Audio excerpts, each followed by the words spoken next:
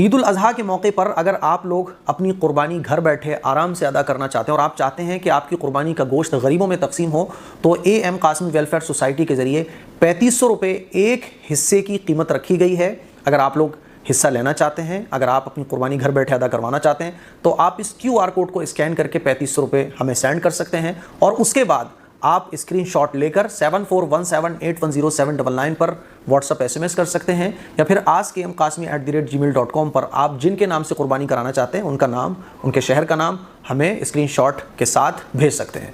السلام علیکم ورحمۃ اللہ وبرکاتہ۔ آج میں آپ لوگوں کو بتاؤں گا کہ قربانی کرنے کا صحیح طریقہ کیا ہے، اور جب ہم جانور کو ذبح کرنے جا رہے ہوتے ہیں تو کون سی دعائیں پڑھی جاتی ہیں، کیونکہ عید الاضحیٰ میں اب بس ایک دن باقی رہ گیا ہے، اور جب عید الاضحیٰ آ جاتی ہے تو یہ مسئلے ہمیں بہت ٹینشن میں ڈالتے ہیں، بہت پریشان کرتے ہیں۔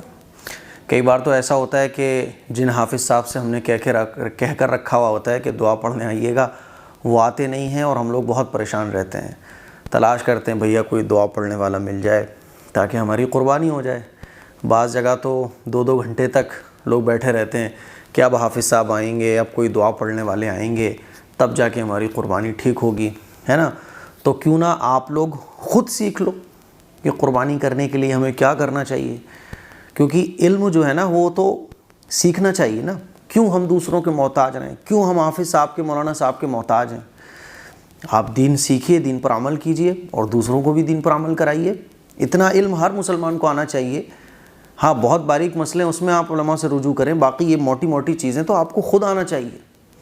میں ایک واقعہ ہر سال سناتا ہوں، آج بھی آپ لوگوں کو سنا دیتا ہوں۔ ایک مرتبہ ایک گاؤں میں عید الاضحیٰ کی نماز پڑھانے کے لیے گیا ہوا تھا، یہ بات ہوگی شاید 2014 یا 15 کی۔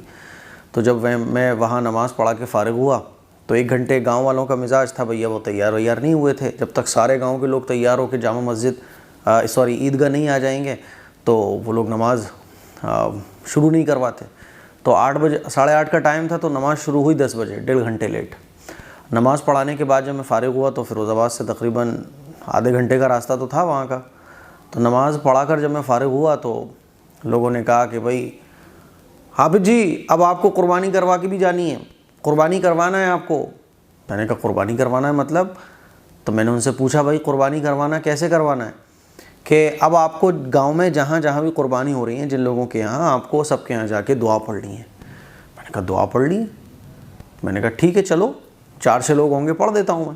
تو بھیا پہلے تو میں ایک کے یہاں گیا تو 15 منٹ تو انہوں نے بٹھالا، تھوڑا بہت ناشتہ پانی کروایا، اس کے بعد جو ہے نا پھر 15-20 منٹ کے بعد کہیں قریشی آیا، پھر اس کے بعد مجھے تقریباً آدھا گھنٹہ 45 منٹ کے قریب لگ گئے۔ پھر دوسرے کے یہاں گیا تو وہاں پہ بھی یہی سین، آدھا گھنٹہ تقریباً، آدھا پون گھنٹہ وہاں لگا مجھے۔ تو میں نے ان لوگوں سے کہا کہ بھائی اگر میں ایسے آپ لوگوں کے یہاں ایک ایک کر کے قربانی کرواؤں گا تو مجھے تو شام ہو جائے گی۔ تو وہ کہنے لگے ہاں حافظ جی شام تو ہوگی، کیونکہ سب کے یہاں قربانی ہو رہی ہے، تقریباً ہے 10-15 لوگ۔ تو میں نے ان سے یہ کہا کہ اگر ایسے میں آپ کو ایک ایک کر کے قربانی کا سب کے یہاں کروانے جاؤں گا تو مجھے گھر پہنچتے پہنچتے رات ہو جائے گی، تو کیوں نہ آپ سب لوگ آؤ میرے پاس۔ میں نے سب کو بلوایا، میں نے کہا سب کو بلا کے لاؤ۔ پھر میں نے ان کو یہ سمجھایا کہ دیکھو کیوں نہ میں آپ لوگوں کو ہی دعا پڑھنا سکھا دوں، ہے نا، تو کتنا اچھا ہو۔ تو وہ لوگ کہنے لگے کہ دعا تو بہت لمبی ہوتی ہے، ہم دعا یاد نہیں کر پائیں گے، ہے نا، کیونکہ وہ ایک کتاب ہوتی ہے، اس میں دعا لکھی ہوتی ہے اور اس کو پڑھتے ہیں، پورا قرآن کی آیت ہوتی ہے، پھر ایک دعا ہوتی ہے، پھر اس کے بعد بسم اللہ اللہ اکبر کہہ کر ذبح کیا جاتا ہے۔ تو پھر میں نے ان کو بڑے آسان طریقے سے ہی سمجھایا۔ پہلے تو میں نے ان کے مائنڈ کو کلیئر کیا کہ دین بہت آسان ہے، دین کو سیکھو، حافظ صاحب کے کب تک محتاج رہو گے؟ ہر سال حافظ صاحب تھوڑی نہ آئیں گے، کبھی مان لیجیے حافظ صاحب بھی نہیں آئے تو کم از کم قربانی تو بھی آپ لوگ کر لو گے۔ ان کو میں نے موٹیویٹ کیا، ان کا میں نے مائنڈ واش کیا کہ غلط چیزیں ان کے مائنڈ سے نکلیں۔ پھر میں نے ان سے کہا کہ اچھا یہ بتاؤ آپ کے یہاں قرآن مجید صحیح سے کون پڑھ سکتا ہے؟ تو کوئی نہیں تھا ایسا۔ میں یہ سوچ رہا تھا کہ کوئی جو قرآن مجید ٹھیک سے پڑھنا جانتا ہوگا تو ان کو یہ لکھ کے دے دوں گا، یہ آیتیں قرآن مجید کی اور یہ دعائیں، تو وہ ہر ایک کے یہاں جا کے پڑھتے رہیں گے۔ تو ان میں سے شاید کوئی بھی نہیں نکلا تھا میرے خیال میں۔ تو پھر میں نے ان سے کہا اچھا یہ بتاؤ بسم اللہ اللہ اکبر سب پڑھ سکتے ہیں؟ کہ ہاں بسم اللہ اللہ اکبر تو سب پڑھ سکتے ہیں۔ تو پھر میں نے ان کو بتایا کہ دیکھو اگر کوئی دعائیں پڑھنے والا مل جائے تو یہ دعا پڑھوا لینا، ورنہ آپ لوگ خود جتنے لوگ وہاں کھڑے ہوں اور چھری چلانے والا بھی بسم اللہ اللہ اکبر پڑھ کر آپ ذبح کر دو، بس کام ختم۔ میں نے ان کو سمجھایا، تھوڑا سا کچھ ڈاؤٹس ہوئے کچھ لوگوں کو، ان کے بھی ڈاؤٹس میں نے کلیئر کیے۔ آج تک اس گاؤں میں جو ہے نا حافظ جی کا، مولانا کا جانے کا چکر ہی ختم ہو گیا ہے۔ اب وہ لوگ خود دعائیں پڑھتے ہیں، جس کو قرآن اچھے سے پڑھنا آتا ہے ان کے گھر میں اس سے دعائیں پڑھوا لیتے ہیں۔ تو میرے عزیز بھائیوں، میں بھی یہ چاہتا ہوں کہ آپ لوگ خود سیکھو، ہے نا۔ میں نے خود فیروز آباد میں دیکھا ہے، جو میرے متعلقین ہیں، ارے بھائی مولانا، کیونکہ پہلے سے چلا آ رہا ہے، ہر سال جب قربانی ان کے ہو رہی ہے تو ایک حافظ صاحب آتے ہیں دعا پڑھنے کے لیے۔ پھر وہ ہمارے ٹچ میں آ گئے تو ہم سے بولنے لگے کہ مفتی صاحب آپ کو ہمارے یہاں دعا پڑھنے آنی ہے۔ میں نے کئی بار سمجھایا، بولے کہ نہیں مفتی صاحب آ جائیے، بس ہماری محبت میں آ جائیے گا، کیونکہ ایک چیز جو سالوں سے چلی آ رہی ہو گھر میں تو وہ ایک دم سے ختم نہیں ہوتی ہے۔ پھر دھیرے دھیرے میں جاتا رہا، 4-6 بار میں 2-3 بار میں گیا کسی کے یہاں، 4-5 بار، اس کے بعد پھر میں نے ان کا دھیرے دھیرے مائنڈ اچھے سے علمی بنایا، اور اس کے بعد الحمدللہ وہ لوگ خود دعائیں پڑھتے ہیں۔ تو آپ لوگ کیوں محتاج رہتے ہو؟ بھائی قرآن جس کو پڑھنا آتا ہے وہ دعائیں پڑھ سکتا ہے نا۔ اور کچھ بھی نہیں آتا تو آج میں وہی سارے مسئلے آپ لوگوں کے سامنے کلیئر کرنے جا رہا ہوں۔ دیکھیے، جو کتابوں میں دعائیں لکھی ہوتی ہیں وہ دعائیں پڑھنا کوئی ضروری نہیں ہے۔ آپ جانور ذبح کرنے جا رہے ہو یا کوئی بھی جانور ذبح کرنے جا رہا ہے، کس کی طرف سے یہ قربانی ہو رہی ہے، جب یہ بکرا لیا گیا تھا، جب یہ حصہ ڈالا گیا تھا، تو اس وقت نیت کیا تھی؟ جو نیت اس وقت تھی وہی اللہ کے یہاں قابل قبول ہے۔ یعنی اللہ تو جانتا ہے نا بھئی یہ بکرا کس کے نام سے ذبح ہو رہا ہے، اللہ جانتا ہے۔ اب اس پر نام اس کا لیا جائے نہ لیا جائے، اللہ تو جانتا ہے۔ بات سمجھ آ رہی ہے؟ تو اگر کوئی دعائیں پڑھنے والا نہ ہو تو گھبرانے کی ضرورت نہیں ہے۔ بسم اللہ اللہ اکبر کہہ کر آپ آرام سے ذبح کرو بس، ٹھیک ہے۔ بسم اللہ اللہ اکبر کہنا ذبح کرتے وقت یہ ضروری ہے۔ اگر کوئی جان بوجھ کر بسم اللہ اللہ اکبر پڑھنا بھول جاتا ہے جانور کو ذبح کرتے ہوئے تو اس کی قربانی ہی ٹھیک نہیں ہوگی، وہ گوشت کھانا ہی حلال نہیں ہوگا، وہ حرام ہو جائے گا۔ اسی لیے بسم اللہ اللہ اکبر، کچھ بھی یاد نہیں ہے اگر آپ کو تو بسم اللہ اللہ اکبر کہہ کر آپ ذبح کر دو۔ بسم اللہ اللہ اکبر کے علاوہ جتنی بھی دعائیں ہیں، جیسے کہ انی وجہت وجہی للذی فطر السماوات والارض حنیفا وما انا من المشرکین، ہے نا، ان صلاتی ونسکی ومحیای ومماتی، یہ میں بھی بتاؤں گا۔ تو یہ جو دعائیں ہیں، یہ تو قرآن مجید کی آیت ہے، اس کے بعد ایک دعا اور ہے، ایک دعا اور ہے۔